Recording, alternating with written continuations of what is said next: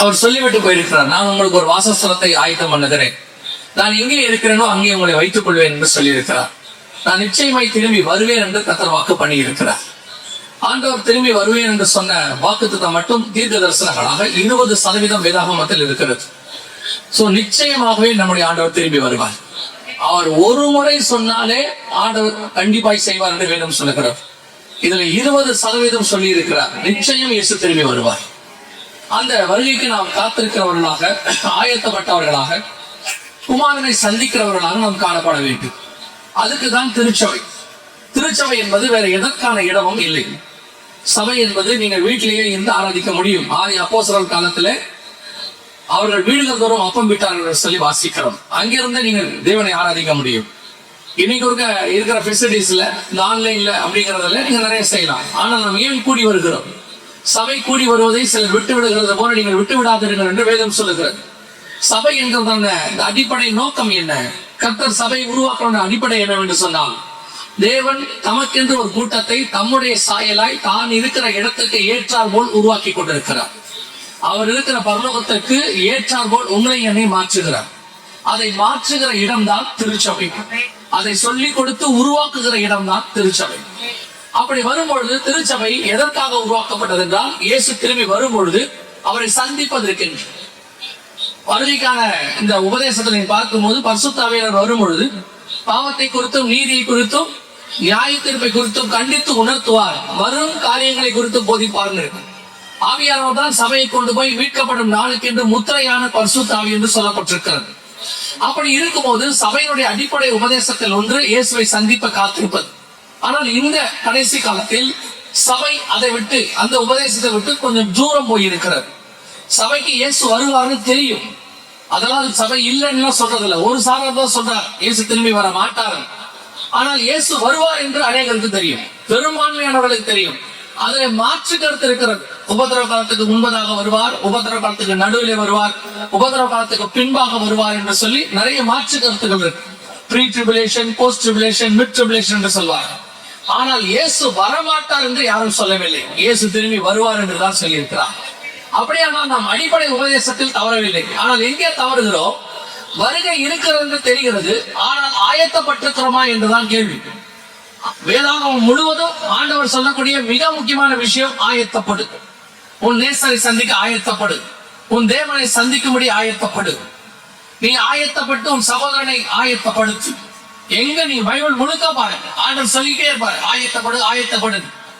ஆனால் சபை அந்த பர்டிகுலர் வேர்ட் ஆயத்தப்படு என்பதில் தான் தவறுகிறது. மற்றபடி சபையில வேற எந்த குறையும் இல்லை. எல்லாரும் முன்பு இருந்தது போலதான் இல்லை. இப்ப எல்லாரும் ரொம்ப சந்தோஷமாக, அதாவது ஆடம்பரமாக எல்லாம் இருக்கிறாங்க. முன்னாடி இருந்த பரிசுத்தவான்களுடைய எளிமையில இப்ப கிடையாது.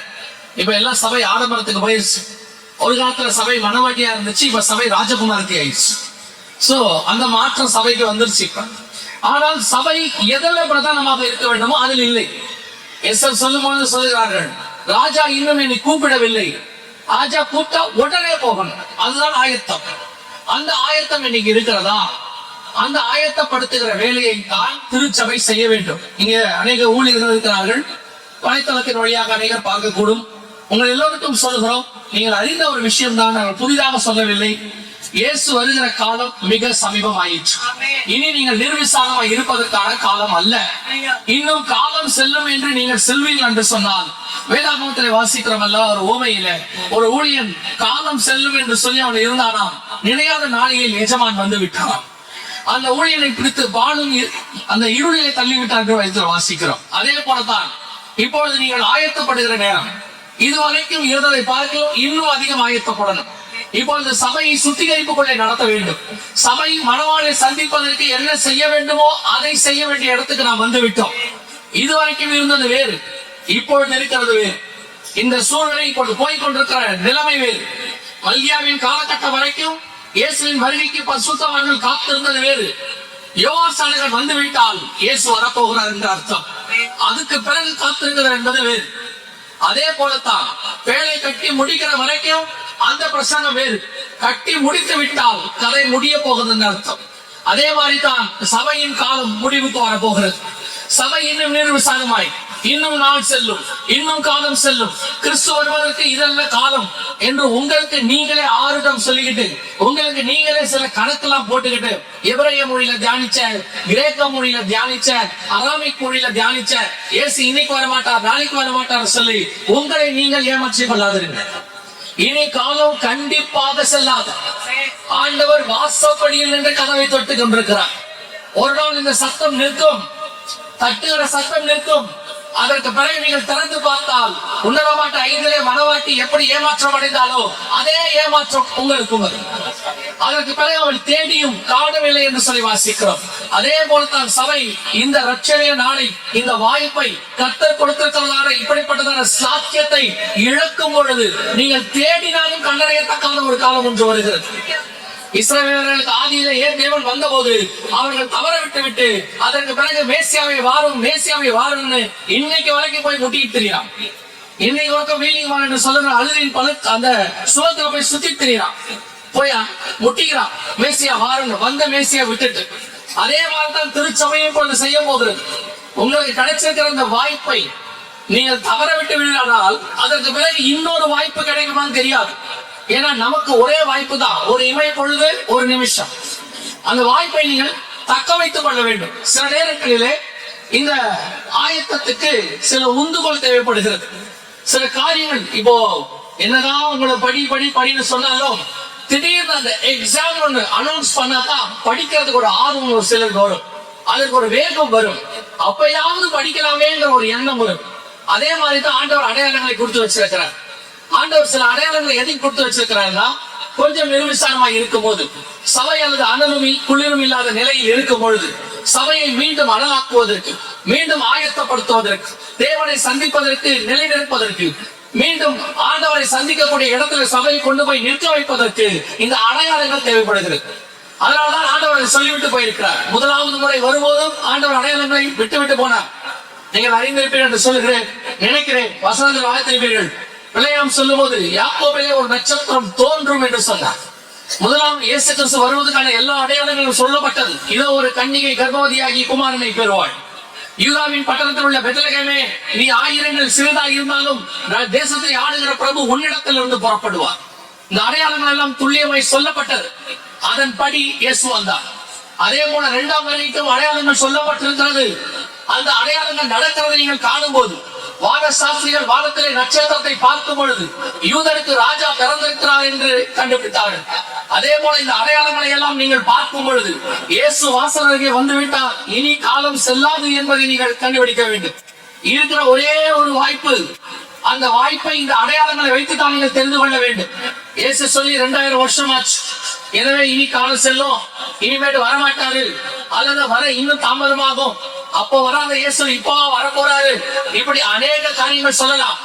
இதைத்தான் பேதுருவின் புத்தகம் சொல்லுகிறது 3:3 கடைசி காலத்திலே பரியாசக்காரர் வந்து அவர் வருவார் என்கிற வாக்குத்தத்தம் எங்கே அப்படின்னு கேட்பாங்க. இப்ப அது போல ஒரு பெரிய கூட்டம் இருக்கு, அவர் வருவார் என்கிற வாக்குத்தத்தம் எங்கே அப்படின்னு சொல்லி. இப்ப அந்த காரியங்களுக்கு உங்களை தெரியப்படுத்துவதற்கு தான் இந்த 2 நாட்களும் ஒரு சில அடையாளங்கள். இப்போ சொல்லுகிறேன், இந்த அடையாளங்கள் உங்களை பரலோகத்திற்கு கூட்டிக் கொண்டு போகாது, உங்கள் விசுவாசத்தை தூண்டுவதற்கு ஏதுவாக இருக்கும். பரலோகத்துக்கு அழைத்துக் கொண்டு போவது ஆண்டவராக இயேசு கிறிஸ்து ஒருவர் மட்டுமே. அவர் ஒருவரே வழியும் சத்தியமும் ஜீவனமாக இருக்கிறார். அதற்கு ஆயத்தப்படுகிறவர்கள் போவார்கள். ஆயத்தப்படுவதற்கு இந்த வார்த்தைகள் அல்லது இந்த அடையாளங்கள் உங்களுக்கு பிரயோஜனமாக இருக்கும். மார்க்கின் புத்தகம் 14 வாசிக்கிறோம் இல்லையா? அற்புதங்களாலும் அடையாளங்களினாலும் வேத வாக்கியத்தை அவர் உறுதிப்படுத்தினார்.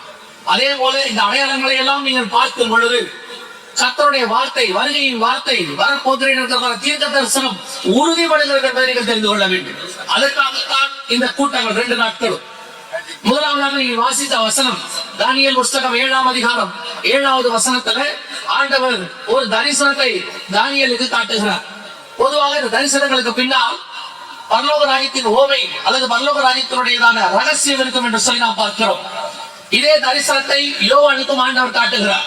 யோவானுக்கும் தானியேலுக்கும் ஏறக்குறைய ஒரு 7-8 வருஷம் டிஃபரன்ஸ் இருக்கு. அந்த காலகட்ட டிஃபரன்ஸ். அவர் எபிரேய மொழியில் அதை எழுதினார், இவரோ அந்த கிரேக்க மொழியில் எழுதுகிறார். அவரோ மிகச்சிறந்த கல்விமானாக இருந்தார், இவர் படிப்பறிவும் பேதமையும் உள்ளவர் என்று வேதம் சொல்லுகிறார். இப்படி ஒரு டிஃபரண்டான ஒரு லொகேஷன்ல இருந்து, டிஃபரெண்டான ஒரு கல்ச்சர்ல இருந்து, டிஃபரெண்ட் லாங்குவேஜஸ்ல இருந்து இந்த 2 புஸ்தகம் எழுதப்படுகிறது. ஆனால் இந்த 2 புஸ்தகமும் ஒரே காரியத்தை சொல்லுகிறது. அதுதான் இது வேதம் என்பதற்கான ஆதாரம். மற்றவரெல்லாம் புத்தகம், இது ஒன்றுதான் பரிசுத்த புத்தகம். இந்த புத்தகத்தில் தான் இப்படிப்பட்ட மகத்துவமை நீங்கள் பார்க்க முடியும். தானியேல் 7:7 ஒரு மிருகம் வருகிறது, சமுத்திரத்தில் ஒரு மிருகம் வருகிறது. 7ஆம் அதிகாரம் 3வது வசனத்திலே பெரிய சமுத்திரத்திலிருந்து 4 மிருகங்கள் எழும்பி வர கண்டு என்று வேதம் சொல்லுகிறது. இந்த சமுத்திரம் என்றால் வெளிப்படுத்தல் 17:15 சொல்லுகிறது ஜனங்கள் என்று சொல்லி. அந்த வேசி உட்கார்ந்து இருக்கிற தண்ணீர்களை கண்டாயே அவைகள் ஜனங்களும் கூட்டங்களும் ஜாதிகளும் பாஷைக்காரர்களும் என்று வேதம் சொல்லுகிறது. அதே வேளையிலே மிருகம் என்று சொன்னால் அதே தானியேல் புஸ்தகம் 7ஆம் அதிகாரம் 23வது வசனம் சொல்றது, அவன் சொன்னது 4ஆம் மிருகம் பூமியிலே உண்டாக்கும் 4ஆம் ராஜ்யமாம் என்று சொல்லி பார்க்கிறோம். அப்போ சமுத்திரத்தில் ஒரு மிருகம் வருகிறது என்று சொன்னால் ஜனங்கள் மத்தியில் ஒரு ராஜ்யம் எழுப்பி வரும் என்று அர்த்தம். ஆண்டவர் இந்த தீர்க்க தரிசனத்தை தானியேலுக்கு ஒப்பு வைக்கிறார். அதனுடைய விளக்கத்தை யோவானுக்கு கொடுக்கிறார். வெளிப்படுத்தல் 13ஆம் அதிகாரம் 1வது வசனத்திலே, பின்பு நான் கடற்கரை மணல் மேல் நின்றேன், அப்பொழுது சமுத்திரத்திலிருந்து ஒரு மிருகம் எழும்பி வர கண்டேன், அதற்கு 7 தலைகளும் 10 கொம்புகளும் இருந்தன என்று வேதம் சொல்லுகிறார். தானியேல் புஸ்தகம் 7ஆம் அதிகாரம் 7வது வசனம் 8வது வசனத்தை வாசிக்கும் போது அந்த மிருகத்திற்கு 10 கொம்புகள் இருந்ததாக சொல்லப்படுகிறது. அப்படியானால் ஜனங்கள் மத்தியில் இருந்து ஒரு ராஜ்யம் எழும்பி வரும். அந்த ராஜ்யம் 10 நாடுகள் 10 கொம்புகள் என்றால் வெளிப்படுத்தல் விசேஷம் 17ஆம் அதிகாரம் 12வது வசனத்தின்படி நீ கண்ட 10 கொம்புகளும் 10 ராஜாக்கள் என்று வேதம் சொல்லுகிறது. ஜனங்கள் மத்தியில் இருந்து ஒரு ராஜ்யம் எழும்பி வரும். அந்த ராஜ்யம் எப்படி இருக்குமா? ஜனங்கள் மத்தியில் எழுப்பி வரக்கூடியது 10 ராஜாக்களோடு கூட இருக்குமா? அந்த ராஜ்யத்தை குறித்து நான் ஏன் பார்க்க வேண்டும்? அதை பற்றி அறிந்து கொள்வதற்கு என்ன முகாந்திரம் இருக்கிறது என்று நீங்கள் கேட்பீர்கள் என்று சொன்னால், அந்த ராஜ்யத்தை குறித்து வேதம் சொல்லுகிறது 7ஆம் அதிகாரம் 7ஆம் வசனம் தானியேல் புஸ்தகத்துல அது மற்ற மிருகங்களை பார்க்கிலும் வேற்று உருவமாய் இருந்தது என்று சொல்லி பார்க்கிறோம். அப்படியானால் இந்த ராஜ்யம், இந்த மிருகம் எல்லா ராஜ்யங்களை பார்க்கிலும் மிகவும் கொடுமை வாய்ந்ததாக இருக்க போகிறது.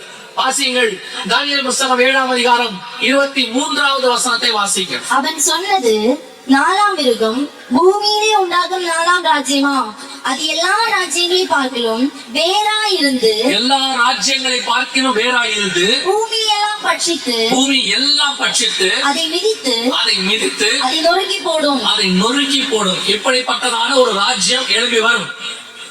இந்த ராஜ்யத்தை குறித்து நான் சொல்லும் பொழுது அது இந்தியாவில் இருந்தோ இந்தியாவுக்குள் இருக்கிற மாநிலங்களில் இருந்தோ எழும்பும் என்று நீங்கள் நினைத்துக் கொள்ள வேண்டாம். இது முழுக்க முழுக்க ஐரோப்பா தேசத்திலிருந்து எழும்ப போகிற அடுத்த ராஜ்யத்தை குறித்து சொல்லப்படுகிறது. இந்த ராஜ்யம் கடைசியாய் வரும் என்று வெளிப்படுத்தல் 17ஆம் அதிகாரம் 9, 10, 11 வசனம் சொல்லுகிறது. இப்பொழுது நாம் கண்களுக்கு முன்பாக வேதத்தில் சொன்னபடி துல்லியமாய் தீர்க்க தரிசனத்தின்படி எல்லா ராஜ்யங்களும் எழும்பி வந்தது. அதன் அடிப்படையிலே இந்த ராஜ்யமும் இப்பொழுது எழும்ப போகிறது. இது இப்பொழுது நம் கண்களுக்கு முன்பாக எழும்பி இருக்கிறது. இதனுடைய இன்னொரு விளக்கம், இதனுடைய ஒரு கருத்தை நீங்கள் தெரிந்து கொள்ள வேண்டும் என்று சொன்னால், இன்னொரு இடத்துல இதற்கான விளக்கத்தையும் ஆண்டவர் கொடுத்திருக்கிறார். அது முன்பதாக நடைபெற வேண்டிய சம்பவம். வெளிப்படுத்தல் விசேஷம் 6ஆம் அதிகாரம் 2வது வசனத்தை வாசிங்கள். நான் பார்த்தபோது இதோ ஒரு வெள்ளை குதிரையை கண்டேன், அதன் மேல் ஏறி இருந்தவன் வில்லை பிடித்திருந்தான். அவனுக்கு ஒரு கிரீடம் கொடுக்கப்பட்டது. அவன் ஜெயிக்கிறவனாகவும் ஜெயிப்பவனாகவும் புறப்பட்டான். இந்த ராஜ்யத்தை குறித்து சொல்லப்படும் பொழுது இது புறப்படும் போது எப்படி புறப்படும் என்று சொன்னால், இது ஒரு வெள்ளை குதிரையில் புறப்படும் என்று சொல்லுகிறது.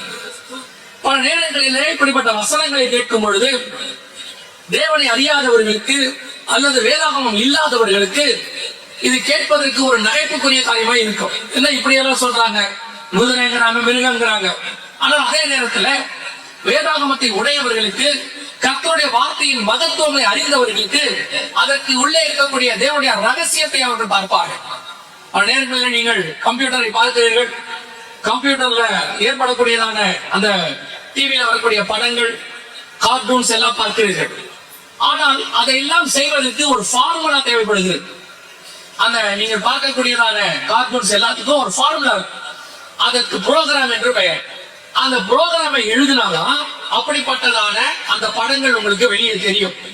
நீங்கள் டாம் அண்ட் ஜெர்ரி எல்லாம் பார்க்கிறீர்கள். இதெல்லாம் பார்க்கும் பொழுது இந்த டாம் அண்ட் ஜெர்ரியை நீங்க பார்க்கணும்னா அதுக்கு பின்னாடி புரோகிராம் எழுதணும். புரோகிராம் ஒன்று எழுதினாதான் இதை நீங்க பார்க்க முடியும். ஒருவேளை டாம் அண்ட் ஜெர்ரியை காட்டுவதற்கு பதிலாக அந்த புரோகிராமை நீங்கள் டெலிகாஸ்ட் பண்ணி இதுல டாம் அண்ட் ஜெர்ரி இருக்கு பார்த்துட்டீங்க என்றால் உங்களுக்கு புரியாது, அல்லது உங்களுக்கு இன்ட்ரெஸ்டும் இருக்காது. அப்படி சொன்னால் பார்க்கிறவர்கள் சொல்வார்கள், இதுல எங்க இருக்கு டாம் அண்ட் ஜெர்ரி, இது ஒரு லைனா இருக்கு ப்ரோக்ராம், இதை எதுக்கு படிக்கணும், வேஸ்ட் அப்படி என்று சொல்வாங்க. அதே போலத்தான் இன்று வேதத்தை கையில் இல்லாதவர்களும் வசனத்தின் மகத்துவத்தை அறியாதவர்களும் சொல்வது. அவர்களுக்கு இது வெறும் எழுத்து, அவர்களுக்கு இது வெறும் புத்தகம். நமக்கோ அதற்குள் இருக்கிற ரகசியம், பரலோக ராஜ்யத்தின் ரகசியத்தின் வெளிப்பாடு. நீங்கள் அதை தியானிக்கும் போதுதான் அது கிடைக்கும். ஒவ்வொன்றுக்கும் விளக்கத்தை கர்த்தர் வேதாகமத்தில் கொடுத்திருக்கிறார். அதை தம்முடைய தேவன் தம்முடைய பிள்ளைகள் கையிலே கொடுத்திருக்கிறார்.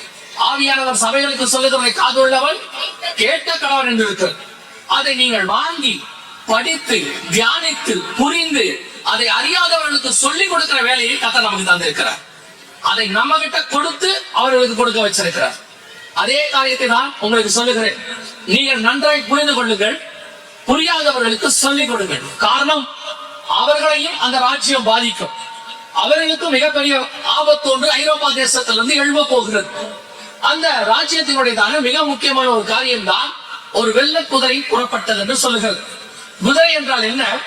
சகரியாவின் புஸ்தகம் 6ஆம் அதிகாரம் 5வது வசனத்தை வாசிக்கலாம். அந்த தூதன் எனக்கு பிரதியுத்தரமாக, இவைகள் சர்வலோகத்துக்கும் ஆண்டவராய் இருக்கிறவருடைய சமூகத்தில் நின்று புறப்படுகிற வானத்தினுடைய 4 ஆவிகள் என்றார். 6ஆம் அதிகாரம் 1 முதல் 4 வசனத்துல இதே 4 குதிரைகளை குறித்து கர்த்தர் சொல்லுகிறார். அதற்கு விளக்கத்தையும் அங்கே தருகிறார். இவை 4 ஆவிகள் என்று சொல்லி, இந்த ஆவிகள் என்றால் என்ன? ஒவ்வொரு காரியத்தை செய்யும் போதும் அதற்கு பின்னால் அதை செயல்படுத்தக்கூடிய ஒரு பணிவிடை ஆவி இருக்கும். கர்த்தர் அவைகளை கொண்டு செய்வார். அதை எப்படி நீங்க ஆவியெல்லாம் இருந்தா அப்படின்னு சொல்லுவார்கள். நீங்கள் இதுக்கு நான் உங்களுக்கு ஒரு உதாரணத்தை சொல்லுகிறேன். உங்களுக்கு எந்த ஒரு காரியம் வந்து சேர வேண்டும் என்று சொன்னால், ஒரு கொரியர் வருகிறது என்று சொன்னால், யாரோ ஒருத்தர் கொண்டு வந்து கொடுக்க வேண்டும், யாரோ ஒருத்தர் அதுக்கு நடுவில் வேலை செய்யணும். யாருமே இல்லாமல் அது நடக்குது என்றால் எப்படி அறிவுக்கு ஒவ்வாததோ, இதெல்லாம் எங்கிருந்து எடுத்திருக்கிறாங்க? வேதத்திலிருந்து. பூமியில் நடக்கிற ஒவ்வொரு சம்பவங்களுக்கு பின்னாடியும் தேவனுடைய திட்டம் இருக்கு. தேவன் தம்முடைய தூதரனை கொண்டு அதை செய்கிறான் என்று வேதத்தில் வாசிக்கிறோம்.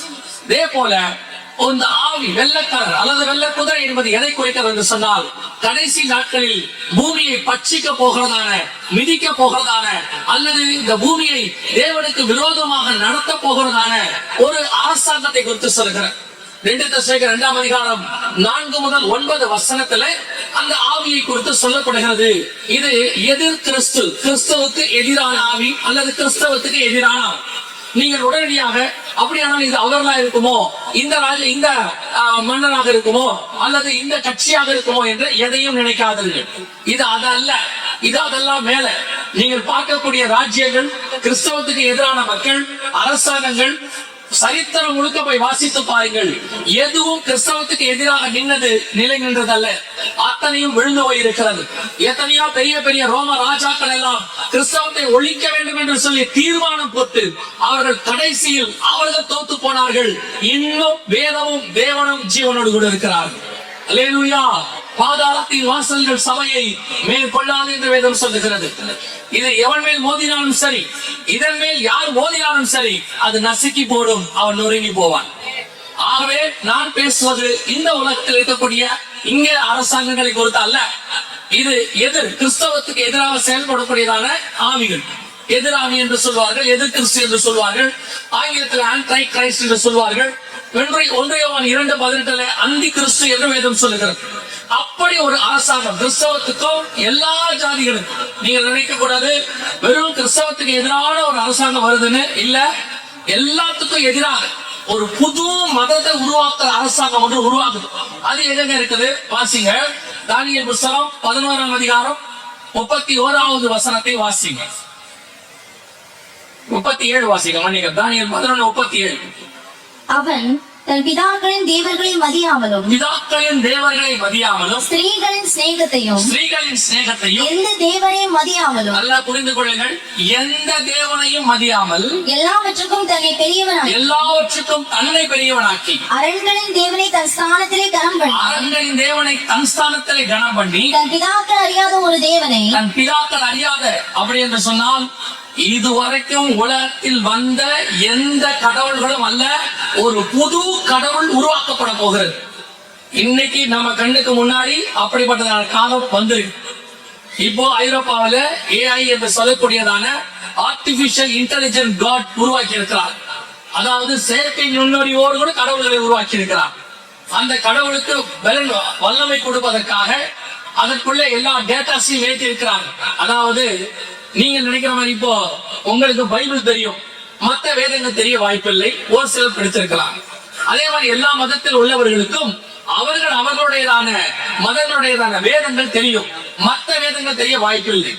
ஆனால் இந்த ஏஐ காடுக்கு என்ன பண்ணியிருக்கிறாங்கன்னா, உலகத்தில் இருக்கிற எல்லா மதங்களுடையதான புஸ்தகத்தையும் ஃபீட் பண்ணிருக்கிறாங்க, அதாவது ஸ்டோர் பண்ணிருக்கிறாங்க. அதுல எத்தனையோ ஆயிரம் புஸ்தகங்கள் ஏற்றப்பட்டிருக்கிறது. 3 மில்லியன் டேட்டாஸ் கொண்டு போய் கொடுக்கக்கூடிய அளவுக்கு அது உருவாக்குறாங்க. அப்படின்னா என்னன்னா, உலகத்தில் இருக்கிற எல்லா மதம், உலகத்தில் இருக்கிற அதோட டீச்சிங்ஸ், மதங்களுடைய டீச்சிங்ஸ், அதை எல்லாத்தையும் ஒருமித்து சேர்த்து ஒரே காரியத்தை செய்யக்கூடிய ஆள். அப்படி ஒரு ரோபோட் உங்க பாஷையில புரியும்படி சொன்னா அப்படி ஒன்று உருவாக்கி இருக்கிறார். அதை கொண்டு உலகம் முழுக்க ஒரு கடவுளை உருவாக்கும் வேலை செய்திருக்கிறார். இப்படி கடவுள்களாக பிரிந்திருந்தால் தானே நமக்கெல்லாம் பிரச்சனை, சண்டை வருகிறது. உலகம் முழுவதும் ஒரே கடவுளாக இருந்தால் பிரச்சனை வராது என்று சொல்லி அப்படி ஒரு ஆர்டிபிஷியல் இன்டெலிஜென்ட் காடை அவர்கள் உருவாக்குகிறார். உருவாக்குகிற வேலையை தொடங்கி முடியும் இடத்தில் இருக்கிறது. இப்பொழுது அதற்கு அடுத்த காரியத்தை வெளிப்படுத்தல் 13:15 சொல்கிறது. அந்த மிருகம் பேசத்தக்கதாகவும் தன்னை வணங்காத யாவரையும் கொலை செய்யத்தக்கதாகவும் மிருகத்தின் சொரூபத்திற்கு ஆவியை கொடுக்கத்தக்கதாக அதற்கு சத்துவம் கொடுக்கப்பட்டது என்று வேதத்தில் வாசிக்கிறோம். அதாவது அந்த ரோபோட்டுக்கு செயற்கை நுண்ணறிவை தாண்டி சுயமாய் சிந்தித்து அதுவே முடிவெடுக்கக்கூடிய அதிகாரத்தை கொடுக்கிறார். இப்பொழுது அப்படி ஒரு காரியம் உருவாயிருக்கிறது. எனவே உலகம் முழுவதும் ஆபத்தான மிக மோசமான ஒரு காரியம் அரங்கேற போகிறது. அதை செயல்படுத்தக்கூடிய ஒரு அரசாங்கத்தை குறித்து தான் உங்களுக்கு சொல்லுகிறோம். தங்கள் பிதாக்களின் தேவனை மதியாமலும், எந்த தேவனையும் மதியாமலும், வாசிங்க. தங்கள் பிதாக்கள் அறியாத ஒரு தேவனை பொன்னினாலும் வெள்ளியினாலும் ரத்தினங்களினாலும் உசிதமான வஸ்துக்களினாலும் கனம் பண்ணுவான். அப்படி ஒரு தெய்வம் ஒன்று உருவாக்கப்படுகிறது. நன்றாய் கவனித்துக் கொள்ளுங்கள். இது எந்த கடவுளுக்கு விரோதமாய் நான் பேசுகிறது அல்ல. நீங்கள் நினைக்கிற எந்த கடவுளும் அல்ல. எனக்கு எதிரி அவரு, உனக்கு எதிரி அவரு அப்படின்னு அல்ல. பிதாக்கள் அறியாத ஒரு தேவன் வருகிறார். அவனைத்தான் வணங்க வேண்டும் என்று சொல்வார். இதுவரைக்கும் பொதுவாக உலகத்தின் வழக்கத்தை சொல்லுகிறேன். நம்ம கிறிஸ்தவர்கள் வீடுகள்ல ஒரு பெரிய வசனம் போட்டு வச்சிருப்பாங்க. Christ is the leader of this house அப்படின்லாம் போட்டிருப்பாங்க. அதுல ஒரு வார்த்தை இருக்கும், சைலண்ட் லிசனர் அப்படின்னு போட்டிருப்பாங்க. அவருடைய அர்த்தம் என்னன்னா, அவர் அமைதியாக கேட்கிறவர், பதில் தர மாட்டார், திருப்பி பேச மாட்டார் அப்படின்னு அர்த்தம். ஆனால் உங்களுக்கு எனக்கு தெரியும், தேவன் திருப்பி பேசுவார். ஆண்டவர் ஏற்ற சமயத்துக்கு ஏற்ற வார்த்தையை கொடுக்கிற தேவன், அவர் பதில் கொடுக்கிற தேவன், எல்லா ஜெபங்களுக்கும் பதில் கொடுக்கிறார் என்று வேதம் சொல்லுகிறது. ஆனால் அவர்கள் என்ன சொல்லிருப்பாங்க, சைலண்ட் லிசனர். பொதுவாக கடவுளை குறித்து சொல்லும் போது அது பேசாது, கேட்காது, திருப்பி பதில் சொல்லாது என்று சொல்வார். அதை மாற்றி அமைப்பதற்காக இப்போ கடவுளாக கொண்டு வரப்படக்கூடியது கேட்கிற கேள்விக்கு பதில் கொடுக்கும். நீங்கள் பண்ணுகிற ஜபத்துக்கு அங்கேயே பதில் கொடுக்கும், உங்களுக்கு சொல்யூஷன் கொடுக்கும். நீங்கள் எதையாவது கேட்டால் அதற்கு ஒரு தீர்வு சொல்லக்கூடிய அளவுக்கு அது உலகத்தில் இருக்கிற எல்லா வேதமே இணைச்சு ஒரு வேதத்தை உருவாக்கி இருக்கும். பல வேதங்கள் ஒரு வேதத்திலிருந்து எடுக்கப்பட்டிருக்கிறது. அதே மாதிரி இது எல்லா வேதங்களிலிருந்து எடுத்து ஒரு புது பைபிள், இப்ப நம்ம பாஷையில் சொன்னோம்னா புது வேதம் அது உருவாக்கி இருக்கு. அப்ப கேட்கிற கேள்விக்கு உடனே பதில் சொல்லும், உடனடியாக அப்படி காட்டும்.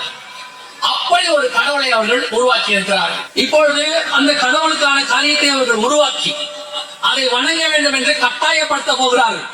இந்த 2 நாட்களும் நான் உங்களுக்கு சொல்லுகிறது, இப்போ நாங்கள் வருவதற்கு முன்பதாக ஒரு சபைக்கு வசனம் எவ்வளவு முக்கியத்துவம் வாய்ந்தது என்பதை நம்முடைய மூத்த போதகர் அவர்கள் உங்களுக்கு எக்ஸ்பிளைன் பண்ணார். அந்த வசனத்தை கொண்டு, கனிகளை கொண்டு, கனி இருக்கிற இடத்துக்கு எப்படி வருவார் என்று சொல்லி எல்லாவற்றையும் அவர்கள் எக்ஸ்பிளைன் பண்ணினார். அந்த வசனத்துக்குள்ளாக எவ்வளவு இம்பார்ட்டன்ஸ் இருக்கிறது என்று சொல்லி பார்த்தீர்கள். ஆனால் இந்த 2 நாட்கள் நாங்கள் சொல்ல போகிறது, வசனத்தில் நீங்கள் உறுதியாக இருந்தால் அந்த வசனத்துக்குள் தான் இதெல்லாம் சொல்லப்பட்டிருக்கிறது. இனி உங்கள் வசனத்தை படிக்க விடாத காலம் ஒன்று வருகிறது, வசனத்து பஞ்சம் ஒன்று வருகிறது. அதையெல்லாம் தாண்டி ஒரு மிக மோசமான ஒரு ஸ்பிரிச்சுவல் வார்ஃபேர் என்று சொல்வார்கள், அது ஒன்று உருவாக போகிறது. இப்பொழுது அதை கொண்டு வரக்கூடிய அந்த அரசாங்கம், அதுதான் ரொம்ப முக்கியம். இதையெல்லாம் உங்களுக்கு இம்ப்ளிமெண்ட் பண்ண போறோம், இதை கட்டாயப்படுத்த போறோம். உங்களுக்கு தெரியும், ஒரு சட்டமோ அல்லது ஒரு காரியத்தை இயற்ற வேண்டும் என்று சொன்னால் அதை ஏற்றுவதற்கு ஒரு ராஜாவோ ஒரு அரசாங்கமோ இருக்க வேண்டும். அவர்கள் தான் அதை கொண்டு வருவார்கள். அவர்கள் கொண்டு வந்து அதை மக்கள் மேல் திணிப்பார்கள். அதே மாதிரி இப்படிப்பட்ட காரியங்கள் வரப்போகிறது. அதுக்கான எல்லாத்தையும் ரெடி பண்ணி வச்சாச்சு. அதை கொண்டு வரக்கூடிய அரசாங்கம் தான் இப்பொழுது நம் கண்களுக்கு முன்பாக எழும்பி இருக்கிறது. இந்த அரசாங்கத்தை வைத்துக் கொண்டுதான் இப்ப நீங்க அதை பார்க்க போறீங்க. அந்த யூரோப்பில் இருந்து உருவாகக்கூடியதான அந்த மிக முக்கியமான காரியத்தை பார்க்க போகிறீர்கள். இந்த காரியங்கள் எல்லாம் வேதத்தில் சொல்லப்பட்டவை என்பதை நீங்கள் உறுதிப்படுத்தும் போது இந்த அரசாங்கத்தின் காலத்தில் தான் இயேசு கிறிஸ்து உங்களையும் என்னையும் மீட்க வருவேன் என்று வாக்கு பண்ணி இருக்கிறார். அல்லேலூயா.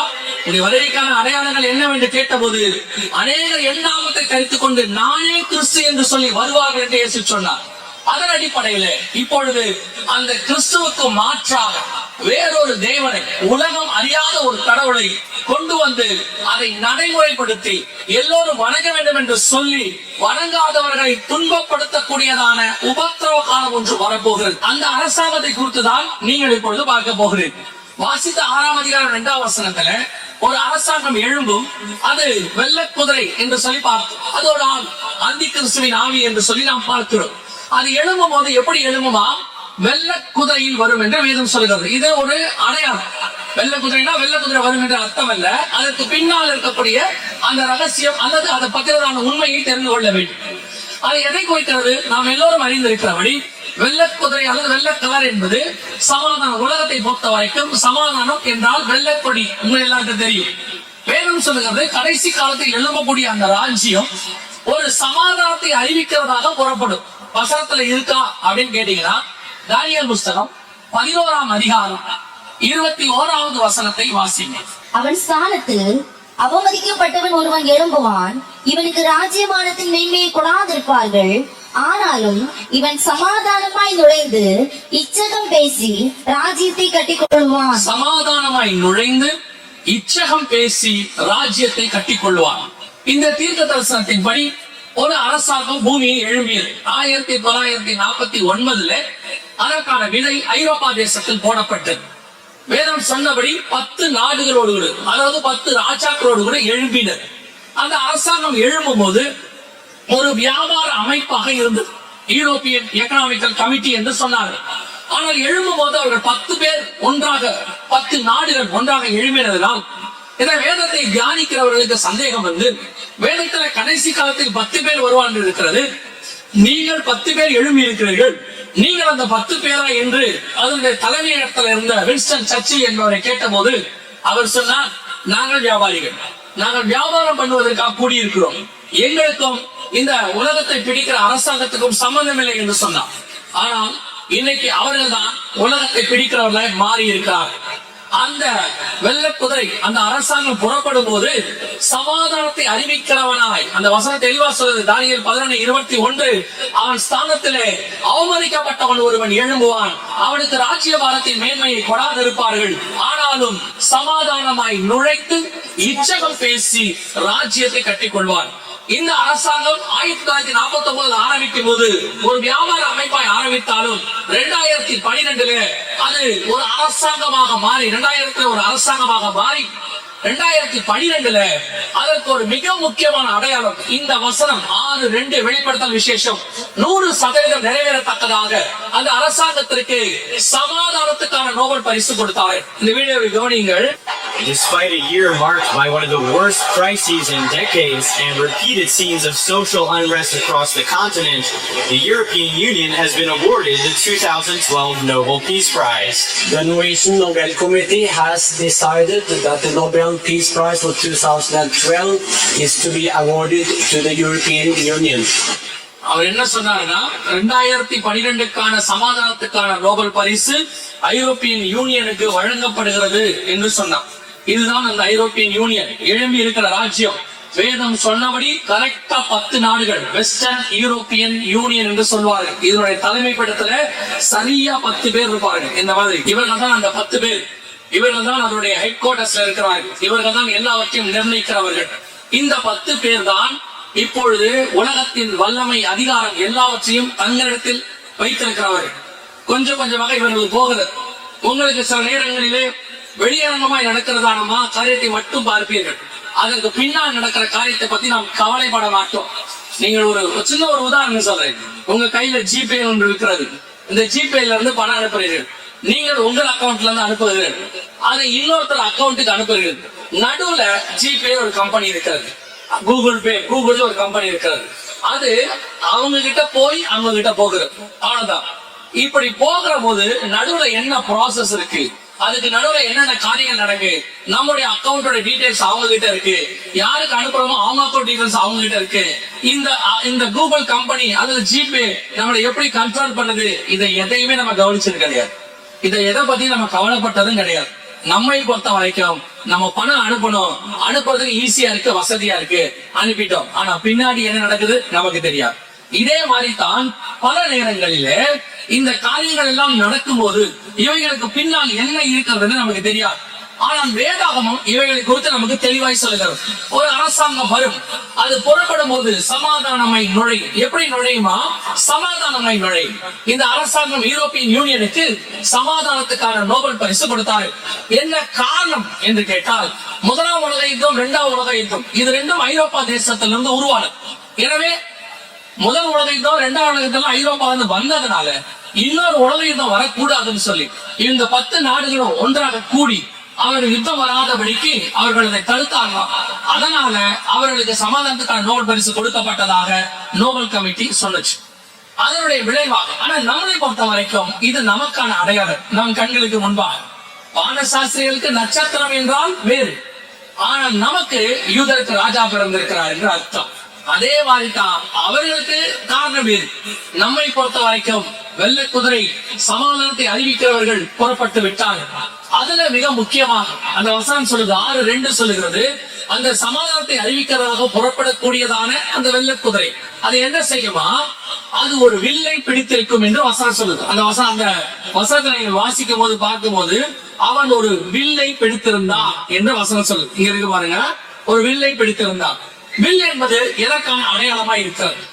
நான் எப்பவுமே ஒரு காரியத்தை நம்புகிறேன், அது உண்மையும் கூட. வேதாகமத்தில் சொல்லப்பட்ட ஒவ்வொரு காரியத்துக்கு பின்னாடியும் தேவனிடத்துல ஒரு விளக்கம் இருக்கு. ஒரு காரியத்தை கத்தர் நடுவில் மறைத்து வைத்திருப்பார். ஆனால் அதுக்கான விளக்கத்தை தேடி கண்டுபிடிக்கும்படி வைத்திருப்பார். நீங்கள் யூகிக்க வேண்டிய அவசியம் இருக்காது. ஏன்னா யூகிக்கவும் கூடாது. ஏன்னா இது ஆவியில எழுதப்பட்டது. நீங்க மாம்சத்துல யூகிச்சா தப்பாக போகும்.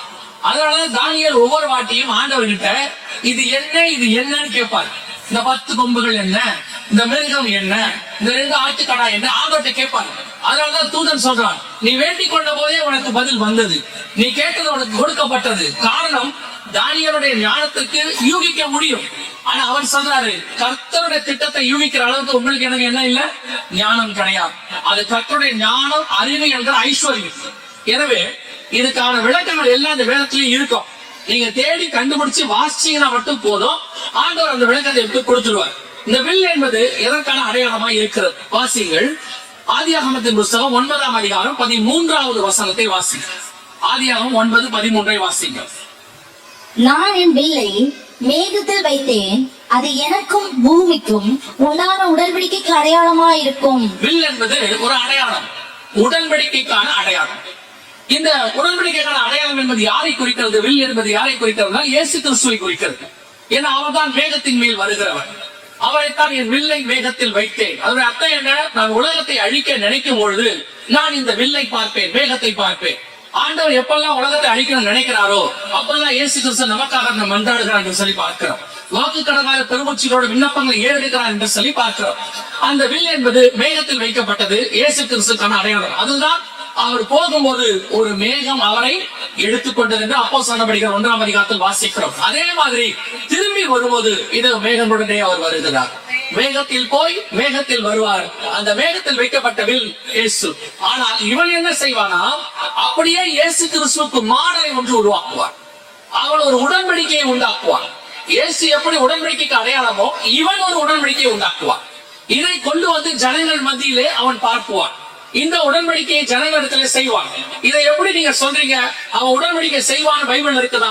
வில்லு உடன்படிக்கை இருக்கு, ஆனா அந்தி கிறிஸ்து அல்லது அந்த அரசாங்கம் உடன்படிக்கை செய்யும் வேதம் சொல்லுதா அப்படின்னு கேட்டீங்கன்னா வாசிங்கள். தானியேல் புஸ்தகம் 9ஆம் அதிகாரம் 27வது வசனத்தை வாசிங்கள். தானியேல் 9:27 வாசிங்க. அவர் ஒரு வாரம் அளவும் அநேகருக்கு உடன்படிக்கையை உறுதிப்படுத்தி அந்த வாரம் பாதி சென்றபோது பலியையும் காணிக்கையும் ஒழிய பண்ணுவார். அவர் ஒரு வாரம் அளவும் அநேகருக்கு உடன்படிக்கையை உறுதிப்படுத்தி என்று சொல்கிறார். இது உபத்திரவ காலத்தில் வரப்போகிறதான ஒரு உடன்படிக்கை.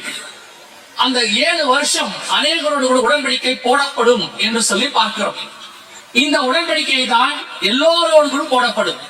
அவர் ஒரு வாரம் அளவும் அநேகருக்கு உடன்படிக்கையை உறுதிப்படுத்தி அப்படின்னா என்ன அர்த்தம்னா, உறுதி என்றால் ஏற்கனவே இருக்கிறதை தான் உறுதிப்படுத்த முடியும். ஏற்படுத்தி அப்படின்னா புதுசா போடுறாங்கன்னு அர்த்தம். உறுதிப்படுத்தி அப்படின்னா ஏற்கனவே இருக்கிறத என்ன பண்ணுவாங்க, கன்ஃபார்ம் பண்றாங்கன்னு அர்த்தம். இப்போ இந்த யூரோப்பியன் யூனியன் உலகம் முழுவதும் இருக்கிற எல்லா நாடுகளோடு கூட உடன்படிக்கை போட்டு இருக்கிறது. முதலாவதாக ஐரோப்பாவில் இருக்கிற 27 நாடுகளோடு உடன்படிக்கை போட்டாச்சு. அவங்களோட கூட உடன்படிக்கை போட்டு என்ன உடன்படிக்கை, நாம எல்லாம் ஒரே ஆட்கள், ஒரே கண்டம் அல்லது ஒரே பவுண்டரி.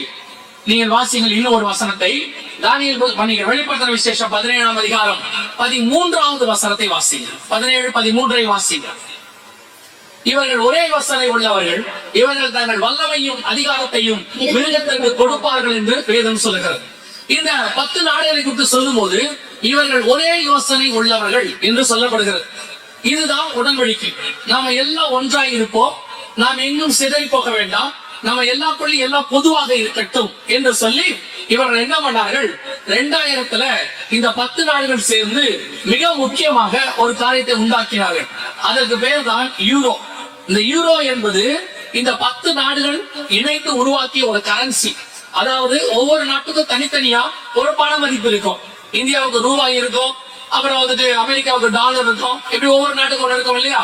ஆனால் இவர்கள் இந்த 10 நாடுகளுக்குள்ள அல்லது இந்த ஐரோப்பாக்குள்ள இருக்கிற 29 நாடு அத்தனை பேரும் அநேகரோடு கூட உடன்படிக்கை உறுதிப்படுத்தி எல்லாரோடு கூட ஒரு உடன்படிக்கை போட்டாங்க. அதன்படி இனிமே தனித்தனி பணம் கிடையாது, நம்ம எல்லாருக்கும் ஒரே பணம் தான். அந்த ஒரு பணத்துக்கு பேரு யூரோ அப்படின்னு கொண்டு வந்தாங்க. 2000ல இது ஸ்தாபிக்கப்பட்டது.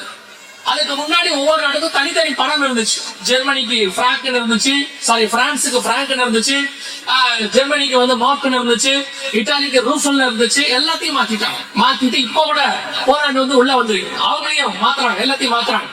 இப்போ அந்த பணத்தை எல்லாம் எடுத்துட்டு ஒரே பணம், நம்ம எல்லாருக்கும் ஒரே கரன்சி அப்படின்னு சொல்லி. இது மட்டும் இல்ல, ஒரே யோசனை உள்ளவர்கள். இப்ப நீங்க இங்க இருந்து ஸ்ரீலங்கா போனா விசா வாங்கணும். சிங்கப்பூருக்கும் மலேசியாவுக்கும் 5 நிமிஷம் தான், ஒரே ஒரு பாலம் தான். இந்த பாலத்தில் ஏறி அந்த பக்கம் இறங்குறீங்கன்னா மலேசியா. ஆனால் சிங்கப்பூர்ல இருந்து மலேசியா போறதுக்கு விசா வாங்கணும். இது ஒவ்வொரு நாட்டுக்கும் உள்ள நடைமுறை. ஆனா இந்த 29 நாட்டுக்கும் விசா கிடையாது. எங்க வேணா யார் வேணாலும் போகலாம். ஒரே பவுண்டரி, ஒரே கரன்சி, இவர்களுக்குள் ஒரே தலைமைத்துவம், எல்லாம் மாறி இருக்கிறது. அதுதான் ஒரே யோசனை உள்ளவர்கள். யோசிச்சு பாருங்க, உலக சரித்திரத்துல இந்த மாதிரி ஒப்பந்தம் போட்டு எல்லாருடைய காரியத்தை தூக்கிட்டு, அதாவது நாடுகள் பல நாடுகள் அரசாண்டு இருக்கு. உதாரணமா ஆங்கிலேய சாம்ராஜ்யம் உலகம் முழுக்க அரசாண்டுச்சு. ஆனா இந்தியாவில் அரசாடும் போது இந்திய பணத்துக்கு ரூபாய் தான் பேர் வச்சிருந்தாங்க. அவங்களுடையதான பவுண்டுன்னு வைக்கல. 127 நாட்டுக்கு அரசாண்டார் அகஸ்வேத ராஜா. அந்தந்த நாட்டுல அந்தந்த கலாச்சாரம் தான் இருந்துச்சு. ஆனால் இவங்களுக்குள்ள பாத்தீங்கன்னா ஒரே கரன்சி, ஒரே விசா. இப்போ நெகமியா இருக்கிறார், அசாஷ்டன் மன்னன் காலத்துல அவர் இருக்கிறார். இப்ப அலங்கம் கட்டத்துக்கு போறார். அப்ப பாத்தீங்கன்னா அது வந்து மேதிய பெர்ஷிய சாம்ராஜ்யம் நடக்கிற சம்பவம். போகும்போது அந்த ராஜா கிட்ட ஒரு நாட்டை தாண்டி இன்னொரு நாட்டுக்கு நான் போகும்போது எனக்கு ஒரு தாக்கீதை எழுதி கொடுங்க அப்படின்னு சொல்லுவார். அங்க கலந்து போறதுக்கான ஒரு பர்மிஷன், அதான் நம்ம விசான்னு சொல்றோம். அதை நெகமியா வாங்குவார். ஆனா இப்ப அப்படி இல்ல. இந்த 29 நாட்டுக்குள்ள எங்க வேணாலும் யார் வேணாலும் போலாம், அவங்க போலாம். ஒருவேளை நீங்க போகணும்னா ஒரே ஒரு விசா எடுத்தா போதும், ஷெங்கன் விசான்னு பேரு. அதை எடுத்துட்டீங்கன்னா இந்த ஐரோப்பியன் யூனியனுக்குள்ள நீங்க எங்க வேணாலும் போலாம். ஷெங்கன் கண்ட்ரிஸ் பேர் அவங்களுக்குள்ள நீங்க எங்க வேணா போலாம், எங்க வேணா வரலாம். ஒரே யோசனை உள்ளவர்கள். கடைசி காலத்தில் வர வேண்டியதான இவர்கள் இப்போது எழும்பி இருக்கிறார்கள். இவர்கள் உலகம் முழுவதும் ஒரு ஒப்பந்தம், ஒரு உடன்படிக்கை ஏற்படுத்தி முதல்ல இந்த 28 நாட்டுக்கு போட்டாங்க. நீங்க பார்க்கிற, கேள்விப்பட்டிருக்கிற அல்லது பார்த்து கொண்டிருக்கிற மிக முக்கியமான ஒரு யுத்தம் ரஷ்யா உக்ரைன் யுத்தம் பார்க்கிறீர்கள். இந்த ரஷ்யா உக்ரைன் யுத்தத்தினுடையதான அடிப்படை ஆள் யார், காரணம், பின்புலம் யாருன்னு பாத்தீங்கன்னா இவங்கதான் அதுக்கு பின்னாடி காரணம். காரணம் என்னன்னா, இவனுடைய எல்லைகள் பெரிதாகணும். எல்லா நாட்டோடையும் உடன்படிக்கை போடுறாங்க. ஆனால் ரஷ்யாவுக்குள்ள போக விடாதபடிக்கு தடையா நடுவுல இருந்த நாடு உக்ரைன். இந்த உக்ரைனும் ரஷ்யாவுக்கு, ஐரோப்பாவுக்கும் ரஷ்யாவுக்கு நடுவுல உக்ரைன் இருக்கு. இந்த உக்ரைனுக்குள்ள நுழைஞ்சிட்டா ரஷ்யாவுக்குள்ளேயும் நுழையலாம். இப்ப ரஷ்யாவுக்கு இது தெரியுது. அதனால அவர் என்ன செய்யறானா, உக்ரைனுக்குள்ள இவங்க யாரும் வரக்கூடாதுன்னு உக்ரைனை அடிச்சுட்டு இருக்காங்க. இதான் இங்க சண்டை, இவங்க சண்டைக்குள்ள பிரச்சனை அதான். அதுக்கு அவங்க வேற ரீசன் சொல்லி ரஷ்யாவுக்கு, இப்ப ரஷ்யா அதிபர், உக்ரைன் அதிபருக்கு என்ன, செலன்ஸ்கிக்கு நாம யூரோப்பு கூட சேர்ந்துட்டா அந்த யூரோப்ல இருக்கக்கூடிய எல்லா விதமான வசதி வாய்ப்புகள் அத்தனையும் உக்ரைனுக்கு கிடைக்கும் அப்படின்னு பாக்குறாரு. ஆனா ரஷ்யா சொல்லுது, உக்ரைனுக்குள்ள இவங்க வந்துட்டாங்கன்னா இவங்க ராணுவம் அங்க வந்துரும், ஐரோப்பாவுடைய படைபலம், நாட்டோ படைபலம் உள்ள வந்துச்சுன்னா அது ரஷ்யாவுக்கு ஆபத்து அப்படின்னு அவங்க சொல்றோம். சோ இதான் அவங்க பிரச்சனை. ஆனா அடிப்படை யாருன்னா இந்த யூரோப்பியன் யூனியன். இவர்கள் தான் உலகம் முழுவதும் தங்கள் ராஜ்யத்தை விஸ்தாரப்படுத்த விரும்புகிறார்கள். அதனால அநேகருக்கு உடன்படிக்கை ஏற்படுத்திட்டு இருக்கிறாங்க. அதுல மிக முக்கியமாக இந்த 2026 அவர்கள் இந்தியாவோட உடன்படிக்கை போட்டார்கள். மார்ச்ல ஆஸ்திரேலியாவோட உடன்படிக்கை போட்டார்கள். நீங்க பாத்தீங்கன்னு சொன்னா இந்த உடன்படிக்கை இப்பொழுது இந்த வருஷத்துல போடப்பட்டது. இது இந்தியாவோடு கூட போடப்பட்டது. இது ஆஸ்திரேலியாவோடு கூட இப்போ போடப்பட்டிருக்கிறது. இதுக்கு பேரு தடையற்ற வர்த்தகம், ஃப்ரீ ட்ரேட். ஃப்ரீ ட்ரேட்னா என்ன, அதுக்கு ஒரு உங்களுக்கு ஈஸியா புரியுது சொல்றேன். ரெண்டு பேருக்கு நடுவுல எப்படி இங்க இருந்து இப்போ தமிழ்நாட்டுல இருந்து கேரளா கூட எல்லாம் வரலாம், கேரளா கூட தமிழ்நாட்டுக்குள்ள போலாம், ஒரே ஒரு செக் போஸ்ட் இருக்கும், அவ்வளவுதான். அந்த மாதிரி தான் ஃப்ரீ ட்ரேட் அப்படிங்கிறது. நீங்க என்ன நாட்டுல எல்லாத்தையும் விற்கலாம், நம்ம உங்க நாட்டுல வித்துக்கலாம். இப்போ ஒரே ஒரு காரியத்தை அவங்க செய்வாங்க, உலகம் முழுவதும் ஒரு கரன்சி கொண்டு வரக்கூடிய வேலையை செய்வாங்க. இந்த யுத்தம் நாளைக்கு இன்னொரு செய்தி வருகை தாமதிக்குமானால் பார்க்க போகிறோம். அதன் முடிவில் இவர்கள் ஒரு கரன்சி ஸ்தாபிப்பார்கள். அதுக்கு பேர் டிஜிட்டல் கரன்சி பேரு. அந்த டிஜிட்டல் கரன்சி தான் என்ன, இதையெல்லாம் உங்களுக்கு நாங்கள் முன்பதாகவே வேதத்தில் உள்ளதை சொல்லும்படி ஆவியாளர் உங்களுக்கு சொல்லுகிறார். உங்களுக்கு சொல்லிக் கொண்டிருக்கிறோம். கதை கேட்கிற மாதிரி கேட்டுட்டு நாளைக்கு பண்ணி இந்த சம்பவம் நடக்கும் போது ஏதோ புதுசா உட்காந்து பாத்தீங்கன்னா நாங்கள் பொறுப்பல்ல. ஆண்டவர் உங்களுக்கு சொல்ல வேண்டிய காரியத்தை சொல்லுகிறார். நன்றாக கவனமாய் கேளுங்க.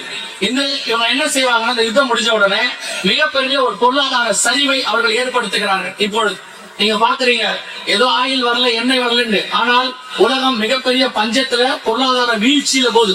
வரலாறு காணாத அளவுக்கு டாலருடையதான வீழ்ச்சி ஆரம்பிச்சிருச்சு. இப்ப என்ன ஆகும் அப்படின்னு கேட்டீங்கன்னா, உலகத்தினுடைய எல்லா பண மதிப்பும் எல்லா இடத்திலும் எல்லா நாடும் மிகப்பெரிய பொருளாதார வீழ்ச்சியை சந்திக்கும் போது இவர்கள் மீண்டுமாக ஒரு கட்டமைப்பை உருவாக்குவார். நியூ வேர்ல்ட் ஆர்டர் அப்படின்னு சொல்றாங்க.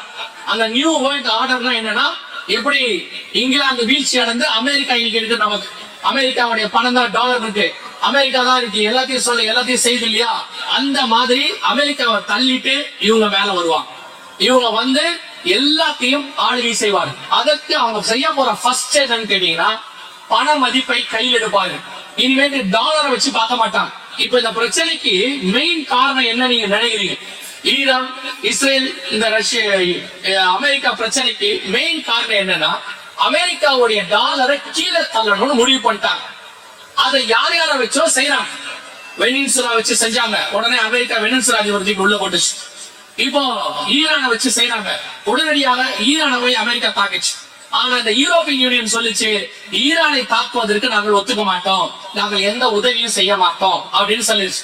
இப்ப அமெரிக்கா சொல்லுது, இந்த யூரோப்புக்கு கிட்டத்தட்ட 80 வருஷமா நாங்க இவ்வளவு உதவி செஞ்சிருக்கிறோம், ராணுவ பலம் கொடுத்திருக்கோம், எங்களுடையதான பணத்தை எல்லாம் போட்டு உதவி செஞ்சோமே அப்படின்னா ஒரே வார்த்தையில யூரோப்பியன் யூனியன் சொல்லிருச்சு, அதெல்லாம் பழங்கத, எங்களுக்கு அமெரிக்கா உதவி தேவையில்லை. அவருடைய நோக்கம் ஒன்னே ஒண்ணுதான், அமெரிக்காவை தள்ளிவிட்டு ஐரோப்பாவை மேலே கொண்டு வர வேண்டும்.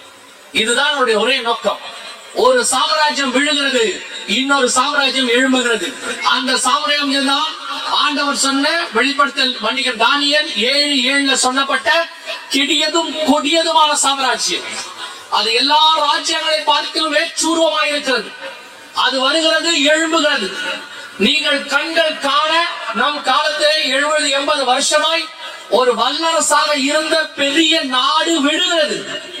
எப்படி பெல்ஷாத்சார் காலத்திலே அந்த ராத்திரியிலே பெல்ஷாத்சார் விழுந்து கோரேஸ் ராஜ்யபாரத்தை கட்டி கொண்டார் என்று வாசிக்கிறோம். அதே மாதிரி அமெரிக்காவின் சாம்ராஜ்யம் விழுகிறது. ஒருவேளை கொஞ்சம் படிச்சவங்க, கொஞ்சம் அதிக ஞானம் உள்ளவங்க சொல்லுவாங்க, அதெல்லாம் இல்லைங்க, ட்ரம்ப் எப்படி அமெரிக்காவை காப்பாத்திடுவாரு. நாங்கள் ஆரம்பத்திலிருந்து சொல்லுகிறோம், ட்ரம்பால அமெரிக்காவை காப்பாற்ற முடியாது. ஏன் தெரியுமா? ஒரு படிப்பறிவு இல்லாதவன் ராஜாவாக இருந்தா கூட பரவாயில்லை, கர்த்தர் துணையாக இருந்தால் அந்த ராஜ்யம் காப்பாற்றப்படும். நீங்கள் எவ்வளவு பெரிய அறிவாளியாக இருந்து கர்த்தர் கைவிட்டால் அந்த சாம்ராஜ்யம் விழும். கர்த்தர் அமெரிக்காவை கைவிட்டா அவ்வளவுதான். நிறைய பேருக்கு இவன் சொல்லும் போது கொஞ்சம் பேருக்கு இன்னும் வரைக்கும் கோவம் வருது.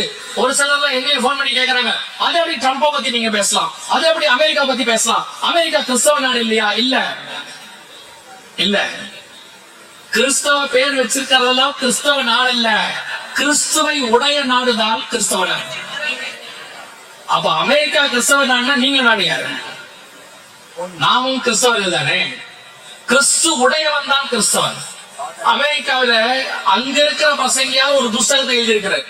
அங்க உள்ள பசங்க அவர் சொல்றார், அமெரிக்காவை கர்த்தர் தண்டிக்காமல் விட்டால் சோதோம் கொமோராவுக்கு செய்தது அநியாயமாகும் என்பது. சோதோம் கொமோராவை தண்டிச்சது உண்மைன்னா அமெரிக்காவை என்ன செய்யணும்? தண்டிக்கணும். ஏன்னா சோதோம் கொமோராவை விட மோசமான பாவம் எங்க இருக்கிறது? அமெரிக்காவில் இருக்கு. ட்ரம்ப் நல்லவரா இருக்கலாம், நாடு மோசமா இருக்கு.